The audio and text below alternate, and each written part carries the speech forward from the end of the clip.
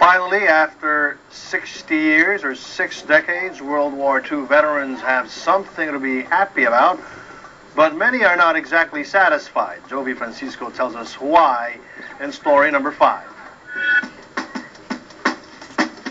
Wala akong record sa... Nakilala namin si Mang Celestino Almeda sa US Capitol noong Hunyo. Naroon siya at ang iba pang US-based Filipino War veterans para ikampanya ang panukalang batas na magbibigay sa kanila ng benepisyo. Maski noon, kumpiyansa na siya na makukuha rin nila ang benepisyong nararapat sa kanilang mga nakipaglaban kasama ang mga kano noong World War II. Sigurado ako mananalo. Dahil ang aming nilalakad, marangal at karapat-dapat lamang naman. It will stand in any world court. Ngayon, kasama na si Mang Celestino sa makakakuha ng lump sum benefits dahil sa naipasang $787 billion stimulus package sa US Congress, kung saan nakapaloob ang $198 billion fund para sa mga war veterans. Si Mang Celestino na American citizen na ay makakuha raw ng $15,000. Samantala ang mga veteranong narito pa sa Pilipinas ay makakuha ng $9,000. Marami ang natuwa at mabilis na kinuha ng Malacanang ang kredito sa pagpasa nito.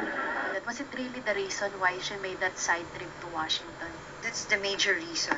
Yes, because we also received the report that may debate kasalukuyan, no, nag-struggle sa Congress dahil maraming mga members of the Congress na gustong alisin yung veterans bill dun sa stimulus package. Katulad po na sinabi ni Yusek Carilina kanina, na maintindihan naman natin yung mga Americans dahil katulad rin siguro natin, ipa-priority natin yung ating mga kababayan. So, ganun din sila.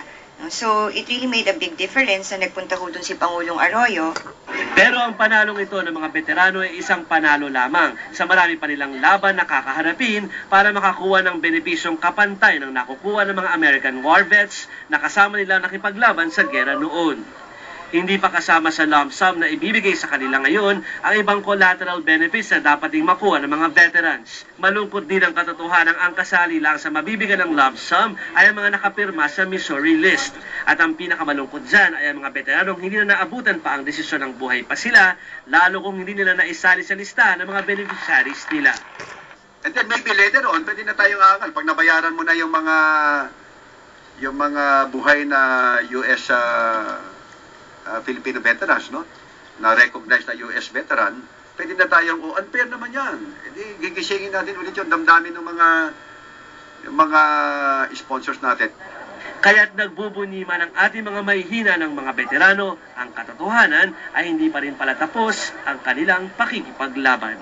Jovi Francisco, The Evening News. Nasa number 4 naman ang